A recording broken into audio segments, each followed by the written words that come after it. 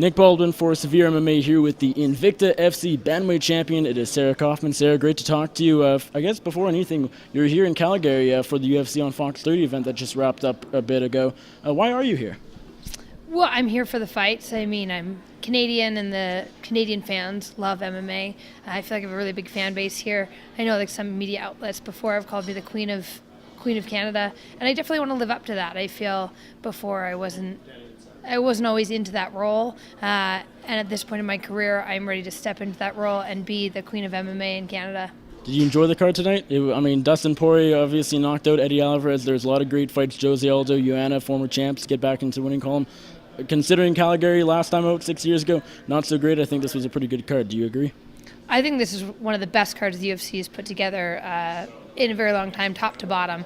I mean, there are a few fights that you probably don't remember that well, but there's so many memorable fights when you think back on tonight. And really glad to be here firsthand. And I think the best moment was probably Jose Aldo winning, and then Leo Santos, his celebration and just the joy and the passion and the love that they showed for each other. It was like an incredible energy. Any conversation with the UFC while you're down here? Well, I'm out here because I need to get a fight. And the UFC they have the best fighters in the world. And it is undeniable that I am among the best fighters in the world, and I need to be fighting in the UFC. So being here is my opportunity to get that and make it happen. Were you surprised when they let you go a couple years ago? I wasn't, because I think my last fight on my contract was with Valentina. And that's probably the fight that I'm the most disappointed about in my career. I didn't show up.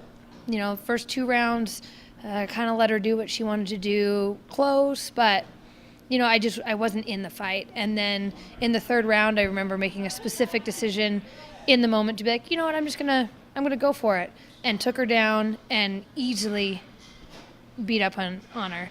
So I get it, and definitely the Shevchenko fight is one that I want back badly. It's a fight that I need to have back and that I will have back in the future. Now, interestingly, that was actually Shevchenko's debut, and since then she's fought for the bantamweight title once, and she's had 2 fights with Nunes, the current champ, and now she's taking on Nico Montano at flyweight for the title. Do you not look back and think, all right, well, at the time she was just making her debut, but look at all the great things she's done, and sort of that makes the loss feel a little better? Or does it make it feel almost like you want it back even more because she's at the top? I look at that as, hey, I did nothing and still should have, could have won the fight. When I did even just a little bit, I totally dominated. And so if this is what she's doing, think of how high I can be. You won the Invicta FC bantamweight title just a couple months ago. What was that like to get another belt around your waist?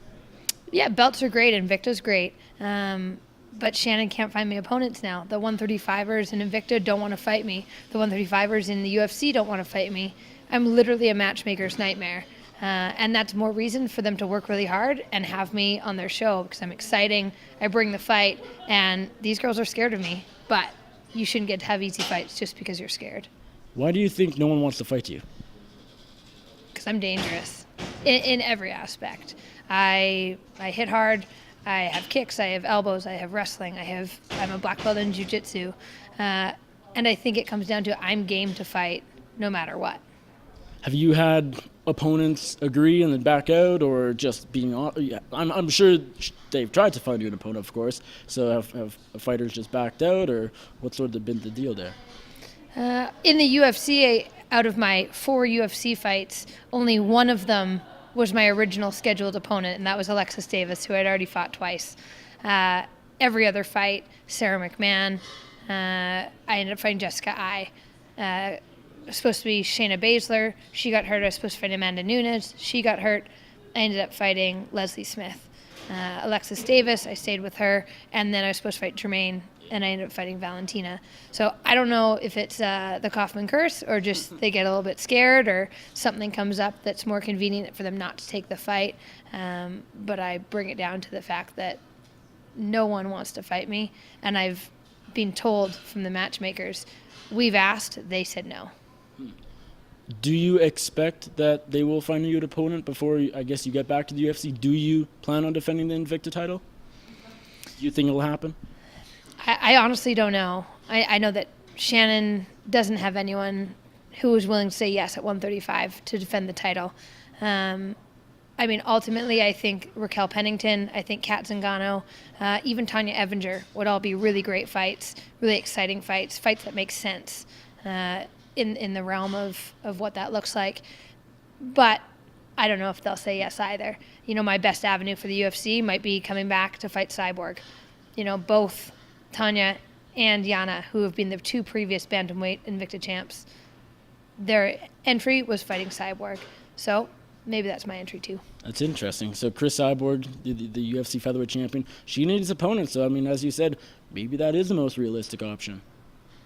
Yeah, and if that doesn't work, maybe I'll just have to become a double champ in Invicta and go up and challenge for their vacant 145 title. So as far as moving forward, you're talking to the UFC a little bit. Of course, if something comes up out of Invicta, that'd be great. What is sort of the immediate future of you? Is it really just sit and wait and see what happens? Oh, I never sit and wait. I'm always working. I'm always in the gym. I'm getting better every day. I'm in my prime, or coming up to my prime right now in my fighting career, which is even scarier for those who are involved in this sport. But that's all I can do is just get better in the gym every day, and when that opportunity comes, really take it. Sarah, thank you so much for the time, and hope you enjoyed Calgary. Thanks.